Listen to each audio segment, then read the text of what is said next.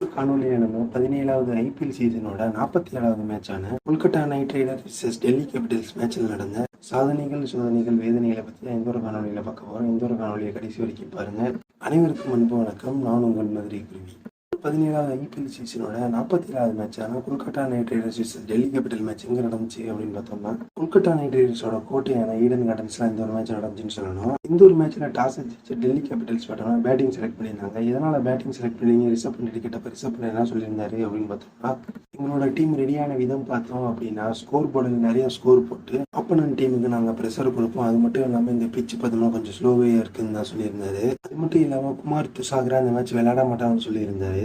நான் விதி யாரை சார விட்டுச்சுன்ற மாதிரி இந்த மேட்ச்ல ஒரு சம்பவம் நடந்தது. சிறை செய்யறதுக்கு இருக்கும்போது சிறை செய்யற என்ன சொல்லியிருந்தாரு அப்படின்னு பார்த்தோம்னா, நானும் ரிசர்வ் மட்டும் பேசிட்டு இருந்தேன். ரிசர்வ் பண்ணிட்டு சொன்னார் நான் பேட்டிங் பெஸ்ட் பண்ண போறேன் சொல்லியிருந்தாரு. நானும் ரிசர்வ் பண்ணிட்டு சொல்லியிருந்தேன் நாங்கள் பவுலிங் போட போறோன்ற மாதிரி சொல்லியிருந்தேன். நாங்கள் எல்லாத்தையும் சிம்பிள் மட்டும் பாசிபிளா வச்சுக்க போறோம். அது மட்டும் இல்லாமல் 270 ரன் அடிச்சு தோத்து போயிட்டு யாரையும் நான் குறை சொல்ல விரும்பல.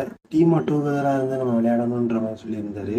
இந்த ஒரு மேட்சை பத்தி ஒரு வரியில சொல்லணும் அப்படின்னா, இந்த மேட்ச் பிட்வீன் முரட்டடி என்று குருட்டடின்னு தான் சொல்லணும். இது தவிர இந்த மேட்ச்ல நடந்த எல்லாத்தையும் நம்ம சோதனைகள், சாதனைகள், வேதனைகள் பக்கத்துல பார்த்துக்கலாம். ஃபர்ஸ்ட் இந்த மேட்ச்ல நடந்த சாதனைகள்லாம் என்னென்ன அப்படின்னு பார்த்தோம்னா, டெல்லி கேபிட்டல்ஸ் பார்த்தோம்னா ஏனோ தானோ நாடி 100 ரன் அடிச்சிருந்தாங்க.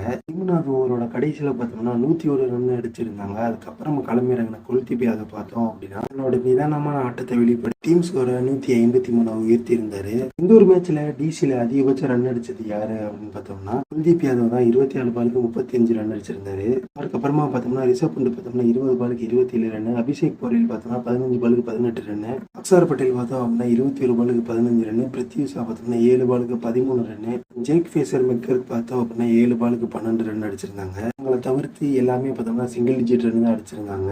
இதே மாதிரி கொல்கட்டால பார்த்தோம் அப்படின்னா சால்ட் பார்த்தோம்னா 33 பாலுக்கு 68 ரன் அடிச்சிருந்தாரு.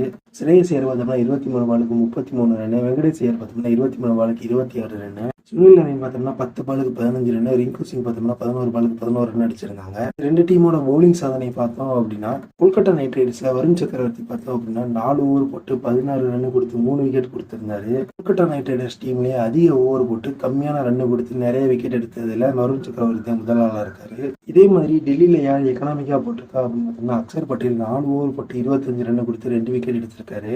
இந்த ஒரு மேட்ச்ல கொல்கத்தா நைட் ரைடர்ஸ் பவுலர்லாம் செஞ்ச சாதனைகள் பார்த்தோம் அப்படின்னா இந்த ஒரு மேட்சா டெல்லிக்கு சோதனையாக்குற அளவுக்கு ஆயிருச்சுன்னு தான் சொல்லணும். இப்போ வருண் சக்கரவர்த்தியோட 3 விக்கெட், வைபவ் வராராவோட 2 விக்கெட், ஹர்ஷித் ராணாவோட 2 விக்கெட், மிச்சல் ஸ்டார்ச்சோட 1 விக்கெட் எல்லாம் சேர்ந்துதான் டெல்லி கேபிட்டல்ஸோட ரன்னை அதிகபட்சமாவே குறைச்சிருச்சுன்னு சொல்லணும். இது எல்லாமே தான் இந்த மேட்ச்ல நடந்த சாதனைகள். இந்த மேட்ச்ல நடந்த சோதனைகள் என்னென்ன அப்படின்னு பார்த்தோம்னா, டெல்லி கேபிட்டல்ஸ் டீமோட ஓப்பனிங் பார்த்தோம்னா இது ஃபயர் ஆகலன்னு தான் சொல்லணும். இப்படி முன்னாடி நடந்த சென்னை சூப்பர் கிங்ஸ் மேட்ச்ல எஸ்ஆர்எச்சோட ஓப்பனிங் பேட்ஸ்மேன்ஸ் ஃபயர் ஆகலையும் அதே மாதிரியான சம்பவம் தான் இன்னைக்கு நடந்துச்சுன்னு சொல்லணும். இப்போ ஜேக் ஃபேசர் மெக்கருக்குலாம் பார்த்தோம் அப்படின்னா 40 பாலுக்கு 80 ரன், 50 பாலுக்கு 80 ரன்ன்ற மாதிரி ரன் அடிச்சு டெல்லி கேபிட்டலோட ஸ்கோர் பார்த்தோம்னா 7-8 ஓவர்ல 89 ரன் கிட்ட கொண்டு போயிடுவாரு. தொடர்ந்து அபிஷேக் போரேல் பார்த்தோம் அப்படின்னா 30-40 ரன் அடிச்சு ஒரு 10-12 ஓவர்லயே பார்த்தோம்னா ஒரு 130-140 ரன் கிட்ட கொண்டு வந்துருவாங்க. அதுக்கப்புறமா இறங்கக்கூடிய ரிஷப் பண்ட்டும் சரி, டிஸ்டன்ஸ் ஷாட்ஸும் சரி, இது அவங்களால முடிஞ்ச 30-40 ரன் அடிச்சு ஒரு 180-190 கிட்ட கொண்டு வருவாங்க. நேற்று ஒரு மேட்ச்ல என்ன ஆச்சு அப்படின்னு பார்த்தோம்னா 3 ஓவர்லயே பார்த்தோம்னா முக்கியமான 3 விக்கெட்டை இழந்துட்டாங்க. யார் யார் அவுட் ஆயிட்டா அப்படின்னு பார்த்தோம்னா, ஜேக் ஃபேசர் மெக்கர் பார்த்தோம் அப்படின்னா 7 பாலுக்கு 12 ரன் அடிச்சு அவுட் ஆயிட்டாரு. அடுத்து வந்த சாயோக்கு பார்த்தோம் அப்படின்னா 3 பாலுக்கு 6 ரன் அடிச்சு அவுட் ஆயிட்டு, பிருத்வி பார்த்தோம் அப்படின்னா 7 பாலுக்கு 13 ரன் அடிச்சு இவங்க எல்லாமே பவர் பிளே அவுட் ஆனதுனாலதான் டெல்லியோட டோட்டல் இவ்வளவு கணிசமா குறைஞ்சிருச்சுன்னு சொல்லணும். இந்த ஒரு மேட்ச்ல ரிசர்வ் பண்ணிட்டு குல்தீப் யாதவ் மற்றும் அக்ஷர் பட்டேல் மட்டும் ஒழுங்கா ஆடல அப்படின்னா டெல்லி கேபிட்டல்ஸோட டீம் ஸ்கோர் பார்த்தோம்னா 100-110 முடிஞ்சிருக்கும். குல்தீப் யாதவோட அந்த டீசென்டான நாக்கு தான் டெல்லி கேபிட்டல்ஸை பார்த்தோம்னா 153 ரன் வரைக்கும் கொண்டு வந்தது. அது மட்டும் இல்லாம அந்த மிடில் ஓவர்ல நல்லா ஆடக்கூடிய டிஸ்டன் ஸ்டெப்ஸ் பார்த்தோம் அப்படின்னா நேற்று 7 பாலுக்கு 4 ரன் அடிச்சிருந்த நிலையில அவுட் ஆயிட்டாரு. இது எல்லாமே தான் டெல்லியோட டோட்டல ரொம்பவுமே பேக் ஃபுட்ல போட்டுருச்சுன்னு சொல்லணும். இது போக டெல்லி கேபிட்டல்ஸோட பவுலிங் பார்த்தோம் அப்படின்னா லிசா வில்லியம்ஸ் பார்த்தோம் அப்படின்னா 3 ஓவர் போட்டு 38 ரன் கொடுத்து 1 விக்கெட் எடுத்திருந்தாரு. அது மட்டும் இல்லாம கேட்ச், மிஸ்ஃபீல்டு, 4 எல்லாம் நிறைய போனதுனாலதான் டெல்லி கேபிட்டல்ஸ் 153 ரன் அடிச்சிருந்தாலும் கூட அவங்களால ஓரளவுக்கு தான் கண்டெயின் பண்ண முடிஞ்சிச்சு. கொல்கத்தா நைட் ரைடர்ஸ் பார்த்தோம்னா அதுலயும் ஜெயிச்சிட்டாங்க 16 ஓவர்ல. டெல்லி கேபிட்டல்ஸ் ஓரளவு கண்டெயின் பண்ணியிருந்தாலும் கூட இந்த மிஸ்ஃபீல்டு, கேட்ச் மிஸ் எல்லாம் பார்த்தோம் அப்படின்னா கொல்கத்தா நைட் ரைடர்ஸ் வின்னா கொஞ்சம் டிலே பண்ணுச்சு, ரொம்ப டிலே பண்ணலன்னு தான் சொல்லணும். இந்த ஒரு மேட்ச்ல அதிகபட்ச ரன் கொடுத்த பவுலர் யாரு அப்படின்னு பார்த்தோம்னா கொல்கத்தா நைட் ரைடர்ஸ் பார்த்தோம்னா மிச்சல் ஸ்டார்ச் 3 ஓவர் போட்டு 43 ரன் கொடுத்து 1 விக்கெட் எடுத்திருக்காரு. அதுக்கப்புறமா ஹர்ஷித் ராணா பார்த்தோம் அப்படின்னா 4 ஓவர் போட்டு 28 ரன் கொடுத்து 2 விக்கெட். வைபவ் அரோரா பார்த்தோம்னா 4 ஓவர் போட்டு 29 ரன் கொடுத்து 2 விக்கெட் கொடுத்துருக்காங்க. டெல்லியில் பார்த்தோம் அப்படின்னா வந்து 4 ஓவர் போட்டு 34 ரன் கொடுத்து விக்கெட் எதுவும் எடுக்கல. ரசிக் தார்சலாம் பார்த்தோம் அப்படின்னா 2.3 ஓவர் போட்டு 30 ரன் கொடுத்து விக்கெட் எதுவும் எடுக்காம இருந்தாரு. கலீல் அகமது பார்த்தோம் அப்படின்னா 3 ஓவர் போட்டு 28 ரன் கொடுத்து விக்கெட் எதுவும் எடுக்காம இருந்தாரு. இது இல்லாமல் தான் இந்த மேட்சில் நடந்த சோதனைகள். இந்த மேட்சில் நடந்த வேதனைகள்லாம் என்னென்ன அப்படின்னு பார்த்தோம்னா, டாஸ்ல ரிசர்வ் பண்ணி சொல்லியிருந்தாரு குமார் துசாகரா இந்த மேட்சை மிஸ் பண்ண போறான்னு சொல்லியிருந்தாரு. நான் விதி யாரா சார் விட்டுச்சுன்ற மாதிரி ஓப்பனிங் பேட்ஸ்மேன் ஒழுங்காவும் ஃபயர் ஆகல. மிடில் ஆர்டரும் நல்லா ஆடலனால என்ன பண்ணாங்க பார்த்தோம்னா இம்பாக்ட் பிளேயரா குமார் துசாகரா அனுப்பியிருந்தாங்க. குமார் துசாகரா டெல்லிக்கு இம்பாக்ட் பிளேயர் இறங்கினாரா இல்ல கொல்கட்டாக்கு இம்பாக்ட் பிளேயர் இறங்கினாரா தெரியல. 3 பால் பிடிச்சி 1 ரன் அடிச்சுட்டு அவுட் ஆகியிருந்தாரு.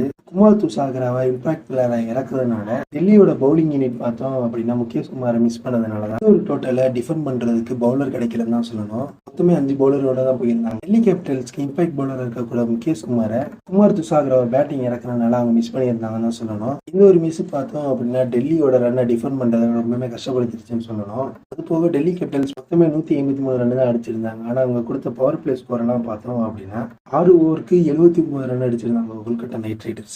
கொல்கட்டா நைட் ரைடர்ஸ்ல ஓப்பனிங்ல இன்னைக்கு சுனில் நரேன் ஒழுங்கு அடிக்கலாம் கூட பில் சால்ட் அந்த ரெஸ்பான்சிபிலிட்டி எடுத்து அவர் 33 பாலுக்கு 68 ரன் அதுக்கு அப்புறமா இறங்கினா ஐயர் பார்த்தோம் அப்படின்னா 2 ஐயருமே நிதானமா இருந்து இந்த ஒரு மேட்சை ஜெயிக்க வச்சிருக்காங்கன்னு தான் சொல்லணும். அது மட்டும் இல்லாமல் இந்த மேட்ச்ல ரிசர்வ் பண்ணிட்டு பாலை பறக்க விடுறாரோ இல்லை பேட்டை அடிக்கடி பறக்க விட்டுக்கிட்டே இருந்தாரு. சுனில் நரேன் நீ என்னடா ஸ்பின் போறது, நான் பேட்டை வச்சு ஸ்பின் போடுவேன்ற மாதிரி சுனில் நரேன் ஓவரெல்லாம் பார்த்தோம்னா பேட்டை சொல்லி தூக்கி எறிஞ்சிட்டு இருந்தாங்கன்னு தான் சொல்லணும். அது போக ஹர்ஷித் ராணா பார்த்தோம் அப்படின்னா விக்கெட் எடுத்து ஃபிளையிங் கேஸ் செலிப்ரேஷன் கொண்டு வர போனாரு. ஃபிளையிங் கேஸ் கொடுத்தா கையை கொண்டு வந்தாரு, கையை அப்படியே கொண்டு போயிட்டாருன்னு தான் சொல்லணும். மொத்தத்தில் இந்த மேட்சை பற்றி சொல்லணும் அப்படின்னா டெல்லி கேபிட்டல்ஸ் இந்த மேட்ச்ல பேட்டிங் பார்த்தீங்கன்னா ரொம்பவே டல்லாக ஆடினாங்கன்னு தான் சொல்லணும். இதோட இந்த ஒரு காணொலியை முடிச்சுக்கலாம். இந்த ஒரு காணொலியை பிடிச்சிருந்தா லைக் பண்ணுங்க, இந்த தகவல் நம்ம நண்பருக்கும் தெரியணும்னு ஷேர் பண்ணுங்க. மேலும் இது போன்ற சுவாரஸ்யமான கிரிக்கெட் தகவலை தெரிஞ்சுக்க மதுரை குறி சேனலை சப்ஸ்கிரைப் பண்ணிக்கோங்க. மறக்காம பக்கத்தில் இருக்க பெல் ஐக்கானை கிளிக் பண்ணிக்கோங்க. அப்புறம் நாங்கள் போகிற வீடியோட கூட உங்களை சேரும். மேலும் இது போன்ற சுவாரஸ்யமான கிரிக்கெட் தகவலுடன் உங்களை சந்திக்கிறேன். அதுவரை எங்களோட விடைபெறுவது நான் உங்கள் மதுரை குருவி.